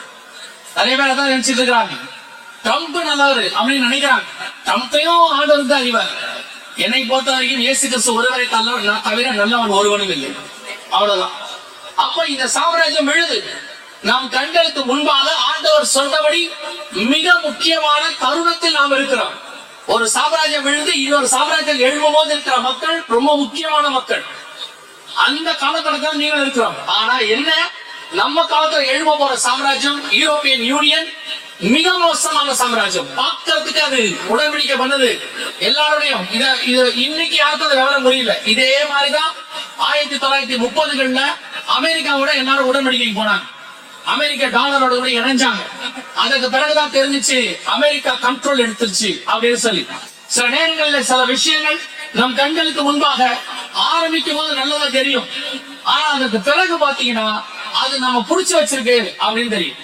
அதே மாதிரி யூரோப்பியன் யூனியன் இப்ப உலகம் முழுக்க ஒரு உடன்படிக்கை ஏற்படுத்தி எல்லாருக்கும் ஃப்ரீ ட்ரேட், அந்த ஃப்ரீங்கிற வார்த்தை வருங்க, அதுதான் எல்லாரையும் போய் மாட்ட வைக்கிற வார்த்தை. தமிழ்நாட்டு மக்களும் ஃப்ரீ தான் மாற்றீங்க, எல்லாருமே இந்த ஃப்ரீங்கிற வேர்ட்ல தான் மாட்டுவோம். அவனும் அதே தான் யூஸ் பண்றான் பிசாசம். ஃப்ரீ, இலவசம் அப்படின்னு சொல்லி ஃப்ரீ ட்ரேட் அப்படின்னு போட்டு வச்சான். இப்போ எல்லா நாடுகளும் அவர்களோடு கூட சைன் பண்ணிட்டே இருக்கிறாங்க. ஒரு நாள் வரும் மொத்த அதிகாரம் அவன் கையில இருக்கும். அது எப்படிங்க எல்லா அதிகாரமும் கையில போயிடுமா அப்படின்னு கேட்டீங்கன்னா, உங்க கண்ணுக்கு முன்னாடி ஒரு அதிகாரம் போச்சு. நான் அது உங்களுக்கு எப்படி ஒரு உதாரணத்துக்கு சொல்றேன், புரியுதான்னு பாருங்க. ஒரு 30-40 வருஷத்துக்கு முன்னாடி நல்ல நாட்டுக்கோழியும் நல்ல கோழியும் இருக்கும் போது லெகன் கோழி ஒண்ணு வந்துச்சு. அதுக்கு அடுத்து பிராய்லர் கோழி ஒண்ணு வந்துச்சு. அப்ப வரும்போது அது ரொம்ப சீப்பா வந்துச்சு. 18 ரூபாய் ஒரு கிலோன்னு வந்துச்சு, 15 ரூபாய் 16 ரூபாய் ஒரு கிலோன்னு வந்தது. உடனடியா அத்தனை பேரும் பிராய்லர் கோழியை விழுந்து போய் வாங்கினாங்க. வெட்ட கரியா இருக்கு, சாப்பிட கரியா இருக்கு அப்படின்னு போய் ஃபுல்லா வாங்கிட்டாங்க. இப்போ கொஞ்சம் திரும்பி பாருங்க, நம்ம ஊர் கோழி எங்க? நம்ம ஊர் கோழி இல்ல, காணாம போயிடுச்சு. அது மட்டும் இல்ல, இப்போ பிராய்லர் கோழி எவ்வளவு விற்கிறது உங்களுக்கே தெரியும். 250 ரூபாய் 300 ரூபாய்க்கு விற்கிறது. இது சாம்பிள். இதே காரியம்தான் ஐரோப்பியன் யூனியன் செய்ய போகிறது. இதே காரியத்தை தான் ஐரோப்பியன் யூனியன் உலகம் முழுக்க செய்ய போகுது. ஃப்ரீ ட்ரேட் அப்படின்னு சொல்லி எல்லாருக்கும் இலவசம்னு சொல்றாங்க. எல்லாம் வேகமா சைன் போடுறாங்க நாடெல்லாம். ஆண்டவர் சொன்னபடி உடன்படிக்கை ஏற்படுத்தப்பட்டு விட்டது. அநேகருக்கு உடன்படிக்கை உறுதிப்படுத்தி கர்த்தர் சொன்னபடி சகல ஜனங்களையும் நாசமாக்குற ஒரு சாம்ராஜ்யம் நம் கண்களுக்கு முன்பாக எழுப்பி விட்டது. இனி காலம் கண்டிப்பாக செல்லாது. ஆண்டவர் நம்முடைய காலங்களிலே வருவதற்கு நிறைய வாய்ப்பு இருக்கிறது. அல்லேலூயா, அல்லேலூயா. ஆண்டவர் சொன்ன அத்தனை தீர்க்க தரிசனங்களும் நம் கண்களுக்கு முன்பாக நிறைவேறிவிட்டது. இப்ப நாம இன்னும் சில காரியங்களை பார்த்து விட்டு நாம் முடிக்க போகிறோம். இந்த 4ஆம் மிருகம் எழுப்பி வரக்கூடிய இந்த கவர்மெண்ட், யூரோப்பியன் யூனியன் என்று சொல்லக்கூடிய இந்த கவர்மெண்ட் என்ன செய்யும் என்று சொன்னால், இந்த உலகத்தில் இருக்கிற எல்லா அரசாங்கத்தையும் தள்ளிவிட்டு தான் எழும்பி அரசாட்சி செய்யும். அந்த காலத்திற்கு இன்னும் என்னென்ன நடக்க வேண்டி இருக்கிறது அதை மாத்திரம் நான் சொல்லிவிட்டு நான் இந்த 1ஆம் நாள் கூட்டத்தை ஜெபித்து முடிக்க விரும்புகிறேன். கவனியுங்கள், இந்த சாம்ராஜ்யம் எழும்ப வேண்டுமானால் மிக முக்கியமாக 2 காரியம் நடக்க வேண்டும். ஒன்று படைபலம், இன்னொன்று பணபலம். இது வேதம் என்ன சொல்லுதுன்னு பாருங்க. வெளிப்படுத்தல் 17:13 வாசிங்க. வெளிப்படுத்தல் 17:13 வாசிங்க. இவர்கள் ஒரே யோசனை உள்ளவர்கள், இவர்கள் தங்கள் வல்லமையும் அதிகாரத்தையும் மிருகத்திற்கு கொடுப்பார்கள். அதாவது வல்லமை, அதிகாரம் அப்படின்னா என்ன அர்த்தம்? ஸ்ட்ரென்த் அண்ட் அத்தாரிட்டி அப்படின்னு. ஒரு நாட்டுக்கு ரொம்ப முக்கியமானது 2. ஒன்று பணபலம், எக்கானமி, இன்னொன்று படைபலம், ராணுவம். அதனாலதான் எக்கானமியும் ராணுவத்தையும் பலப்படுத்திக்கிட்டே இருப்பாங்க. எல்லா நாடும் அததான் நம்பர் 1 வரணும்னு நினைப்பாங்க. இப்ப பாத்தீங்கன்னா அமெரிக்காவுடைய பணபலம் விழுந்துருச்சு. உங்க எல்லாருக்கும் தெரியும், அமெரிக்கா எத்தனையோ கோடி கடன்கள் இருக்கு, ட்ரில்லியன், அடைக்க முடியாத இடத்துக்கு போயிடுச்சு. நான் சொன்னது ஒரு 6 மாசத்துக்கு முன்னாடி உள்ள கணக்கு 37 ட்ரில்லியன். ட்ரில்லியன்னா நம்ம தான் கணக்கே போட முடியாது, அவ்வளவு இருக்குன்னு வச்சுக்கோங்க. Million, billion, trillion அப்படின்பா. 10 லட்சம் மில்லியன், 100 கோடி ஒரு பில்லியன், ட்ரில்லியன் அது தாண்டி போயிடும். சோ 37 ட்ரில்லியன் டாலர் அமெரிக்க கடன் அடைக்க முடியாது. அவ்வளவுதான். அதை அடைக்கிறதுக்கு தான் ட்ரம்ப் எவ்வளவு முயற்சி பண்ணி டாக்ஸ் போட்டு எப்படியாவது காப்பாத்திரலாம் அப்படின்னு நிறைய முயற்சி பண்ணாரு. எதுவுமே ஒர்க் அவுட் ஆகல. அதான் உங்களுக்கு சொன்னேன், கத்த கைவிட்டா கதை முடிஞ்சிருச்சு, அவ்வளவுதான். சோ இப்ப நாடு விழுந்துருச்சு. இப்ப அந்த இடத்துக்கு மாற்றாக யூரோ வருகிறது. நான் உங்களுக்கு சொன்னோம், நீங்க பாத்தீங்க, அந்த யூரோவானது எழும்பி வந்து விட்டது. இப்ப யூரோ உலக வல்லரசு பணமா மாறும். இப்ப நடக்கிற யுத்தம், இஸ்ரேல் ஈரானிய யுத்தம் மிகப்பெரிய யுத்தமாய் மாறும். அதை குறித்து நாளைக்கு பார்க்கலாம், வரைய தாமதிக்குமானால். அந்த யுத்தத்தின் முடிவில் உலக பணமாக இந்த யூரோவை கொண்டு வருவார். நடுவுல கொஞ்சம் பேர் என்ன சொன்னாங்கன்னா, பிரிக்ஸ் சொல்லி ஒரு பண மதிப்பு, அதாவது Belgium, Brazil, Russia, India, China, south Africa இவங்க எல்லாம் சேர்ந்து ஒரு பண மதிப்பு உண்டாக்குனாங்க. அது எதுக்காகனா அமெரிக்கா பணத்துக்கு மாற்றாக உண்டாக்கணும். அது நிக்கல. உடனே இந்தியாவுக்கு வரிகிரி எல்லாம் போட்டு பண்ணாங்க. அப்புறம் வெனிசுலா அதையும் போட்டு சொல்ல போட்டாங்க. ஈரான் கொல்லப்பட்டாங்க. அமெரிக்காவுக்கு மாற்றாக ஒரு பணத்தையும் வர விட மாட்டாங்க. இப்போ ஐரோப்பா பார்த்துச்சு, அடுத்த அவங்க தான் வரணும்.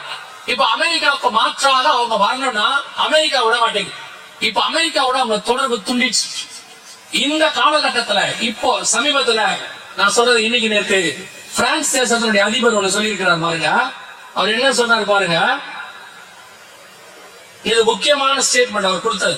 இந்த ஸ்டேட்மெண்ட் தான் ரொம்ப இம்பார்ட்டன்டான ஸ்டேட்மெண்ட். இவர் மேக்ரோன்னு சொல்லி பிரான்ஸ் தேசத்தினுடைய பிரதமர். இவர் என்ன சொல்றாருன்னா, உலக வரலாற்றிலேயே இதான் ஃபர்ஸ்ட் டைம், முதல் தடவை அமெரிக்கா, ரஷ்யா, சைனா எல்லாமே ஐரோப்பாவுக்கு எதிராக இருக்கிறது.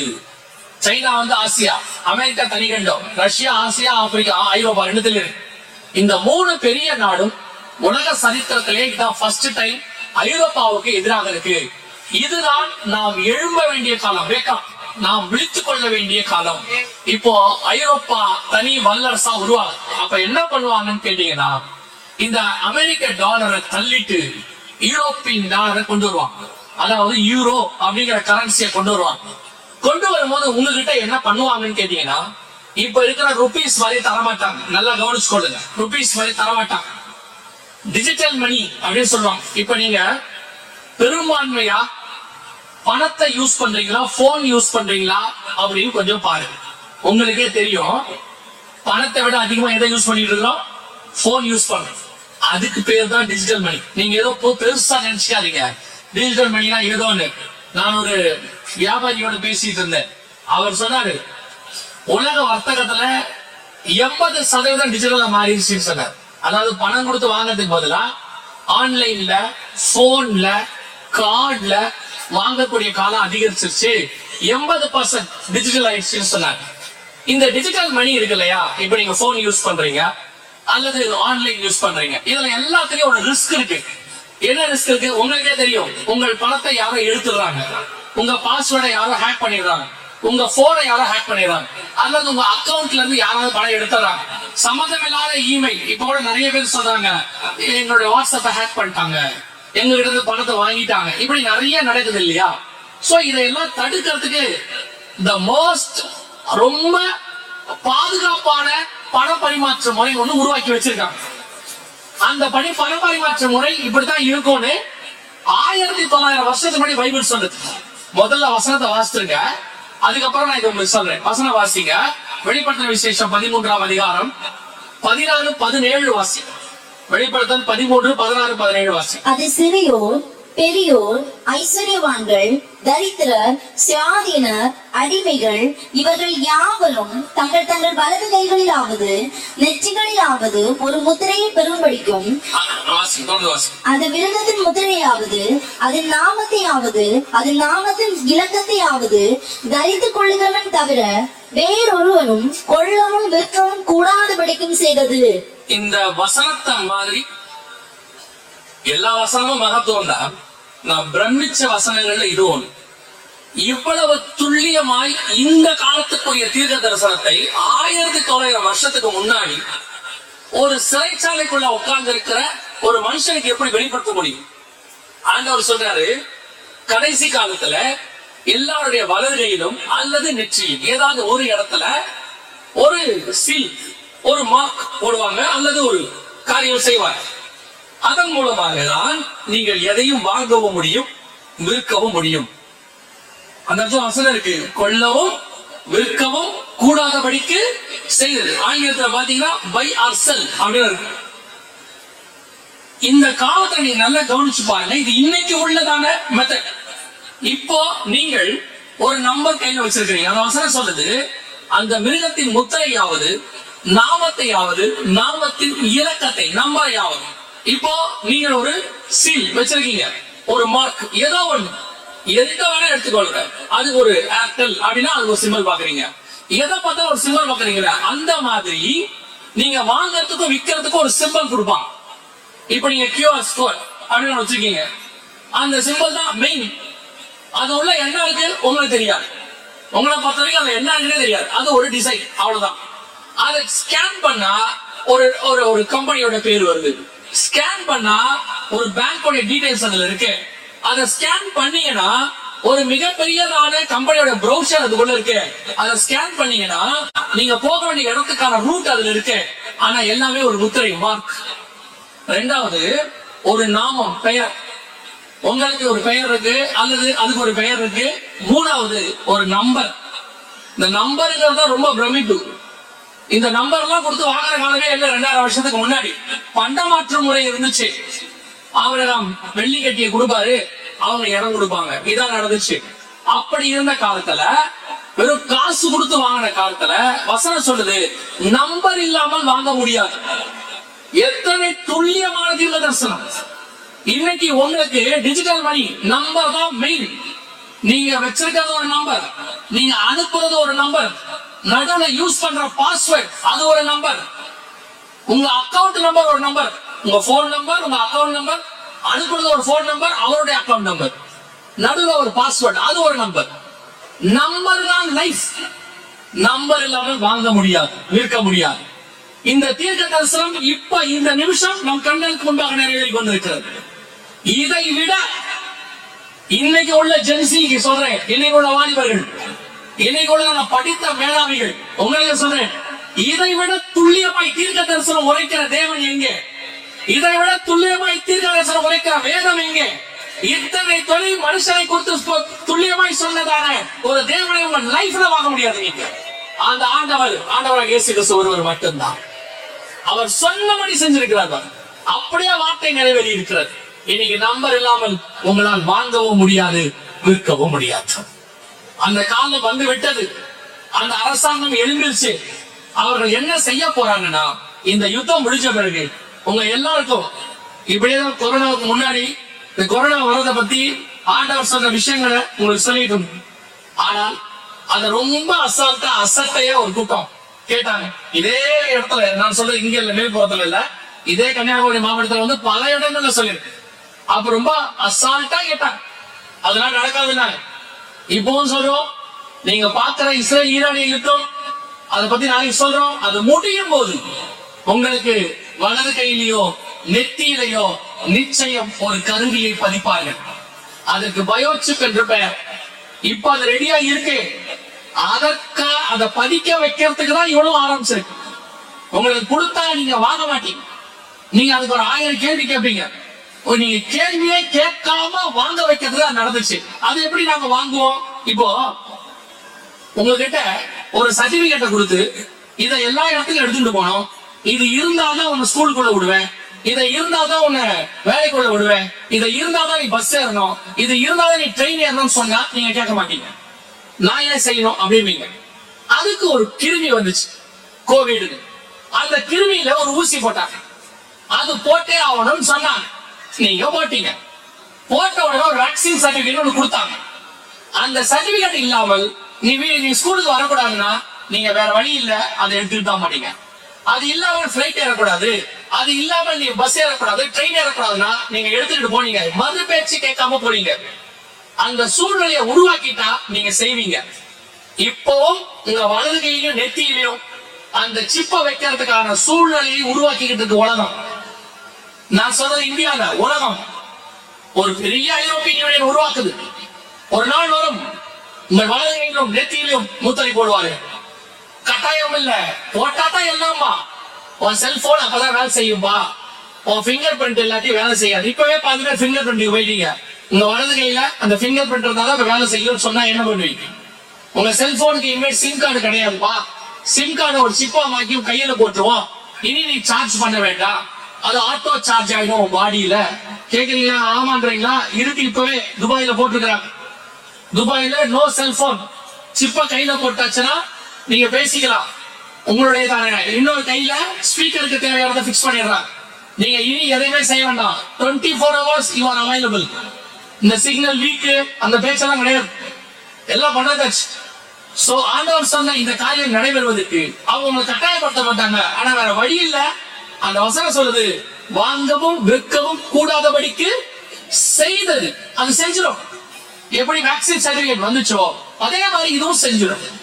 அப்படி ஒரு நிலை வரப்போகுது. அதற்கான ஒரு ஆரம்ப யுத்தம் தான் போய்கொண்டிருக்கிறது. ஆண்டவர் சொன்னபடி அத்தனை தீர்க்க தரிசனங்களும் மிக துல்லியமாய் எழுதிவிட்டது, நிறைவேறி கொண்டிருக்கிறது. அந்த காரியங்கள் எல்லாம் எழும்புகிறது. இப்போ எரேமியா வந்து சொன்னார் பாருங்க, நேபுகாத்நேச்சர் வரப்போறார். எரேமியா 26:18 சொன்னார் இல்லையா? ஆலயத்தின் பர்வதம் சீலோவை போல போரும், எருசலேம் மண்மேடுகளாகி போகும். சொன்னபோது அவரை யாரும் கேட்கல. ஒரு 100 வருஷம் ஒரு மனுஷன் கட்டிக்கிட்டே இருந்தான், நீதியை பிரசங்கித்தான், ஒரு வயலும் கேட்கல. இப்படி ஆண்டவர் மனிதர்கள் பரலோகராஜ்யம் சர்வாயுதம் சொன்ன போது எல்லாரும் அவரை பட்டணத்துக்கு புறமாக்கி சிலுவையில் இருந்தார்கள். இப்படி பல நேரங்களிலே உங்களுக்கு வரப்போவதான விஷயத்தை முன்பாக சொல்லும் போது கேட்க ஒரு அசட்டை, கேட்க ஒரு அநீதி, அதெல்லாம் நடக்காது அப்படின்னு சொல்லி ஒரு அவிசுவாசம். ஆனால் நீங்கள் கேட்டாலும் சரி கேட்காவிட்டாலும் சரி, உங்களுக்கு கொடுக்கப்பட வேண்டிய எச்சரிப்பு கொடுக்கப்பட்டாகி விட்டது. உங்களை பொறுத்த வரைக்கும் இது கன்வென்ஷன். கர்த்தரை பொறுத்த வரைக்கும் உங்களை காப்பாற்றுவதற்கு கர்த்தர் கொடுக்கிற வாய்ப்பு, ஆண்டவர் சொல்லக்கூடிய வாய்ப்பு. இதை கேட்டு மனம் திரும்பி ஆயத்தப்பட்டு கர்த்தரை சந்திப்பதற்கு நீங்களும் உங்கள் குடும்பமும் திருச்சபையும் ஆயத்தப்படுவீர்களானால் வரப்போகிற பேரழிவிலிருந்து நீங்கள் காப்பாற்றிக் கொள்ள முடியும். இல்ல இன்னும் நாள் செல்லும் புசித்து குடித்து பெண் கொண்டு பெண் எடுத்து வெள்ளம் வந்து வாரிக்கொண்டு போகும் உடனான இந்த கூட்டத்தை போல நீங்களும் இருப்பீர்களானால் ஒரு நாள் வரும், கதவு அடைக்கப்படும், தத்தும் கொண்டு திறக்கப்படாது. கதவு திறந்திருக்கிற வரைக்கும் ஜோடு ஜோடா எல்லாம் உள்ள போச்சு, ஒரு மனுஷன் கூட ஜோடா உள்ள போல. அடைக்கப்பட்டு ஜலப்பிரவாகம் வந்த போது திறக்கிறதுக்கான வழியே கிடையாது. அதேதான் இது. ரட்சணிய நாள், கதவு திறந்திருக்கிறது, மணவாளன் உங்களை அழைக்கிறார். ஆண்டவராக இயேசு கிறிஸ்துவின் சத்தம் இந்த ஆலயத்துக்குள் மட்டுமல்ல, இங்க இந்த ஆலயத்தின் மூலமாய் இந்த பகுதி முழுவதற்கும் சொல்லப்படுகிறது. ஆண்டவர் மீண்டும் வரப்போகிறார், இயேசு கிறிஸ்து மீண்டும் வரப்போகிறார். அவர் வருவதற்கு முன்பதாக சொல்லப்பட்ட எல்லா தீர்க்க தரிசனங்களும் ஆமென்றும் ஆமென்றும் நிறைவேறி கொண்டிருக்கிறது. நீ இந்த சத்தத்துக்கு செவி சாய்த்து ஆண்டவராக இயேசு கிறிஸ்துவை சொந்த ரட்சகராக ஏற்றுக்கொண்டு, இயேசுவே என் உள்ளத்தில் வாரும், என் பாவத்தை மன்னியும், உங்களுடைய பிள்ளையாய் என்னை ஏற்றுக்கொள்ளும் என்று சொல்லி நீங்கள் பாவ அறிக்கை செய்து தேவ சமூகத்தில் ஒப்புவிக்கும் போது வரப்போகிற ஆக்கினைக்கு உங்களையும் உங்கள் குடும்பத்தையும் காப்பாற்றிக் கொள்ள முடியும். வேதம் சொல்லுகிறது, எபிரேயர் 11:7, நோவா தன் குடும்பத்தை ரட்சிக்கும்படி ஒரு பேழையை உண்டு பண்ணினான். வேதம் சொல்லுகிறது, அப்போஸ்தலர்கள் 16, நீ கர்த்தராகிய இயேசு கிறிஸ்துவை விசுவாசி, அப்போது நீயும் உன் வீட்டாரும் ரட்சிக்கப்படுவீர்கள். இந்த வாய்ப்பை பயன்படுத்தினால் ஒவ்வொரு நாளும் தேவ பிள்ளைகளுக்கு சொல்றேன், ஒவ்வொரு நாளும் தேவ சமூகத்துல காத்திருக்க வேண்டிய காலம் வந்துருச்சு. இந்த சத்தத்தை கேட்கும் போது ஒரு சிலருக்கு அசதியா இருக்கும், ஒரு சிலருக்கு ஏன் இப்படிலாம் சொல்றாங்கன்னு இருக்கும். ஆனால் இந்த சொன்ன காரியங்கள் நடைபெறுகிற காலத்துல இந்த சத்தம் உங்களோடு கூட பேசும். வனாந்தரத்தில் ஒருத்தன் கத்தும் போது அது அவர்களுக்கு கேட்கவில்லை. ஒரு நாள் வந்தது, மணவாளன் வந்து விட்டார். அதே போலதான் உங்களுக்கும் சொல்லப்படுகிறது, ஆண்டவராக இயேசு கிறிஸ்து வரப்போகிறார். அல்லேலூயா. ஆயத்தப்படுவோம், ஒரு பெரிய கூட்டத்தை ஆயத்தப்படுத்துவோம். ஆமென். அல்லேலூயா. நாம் ஜெபிக்க போகிறோம்.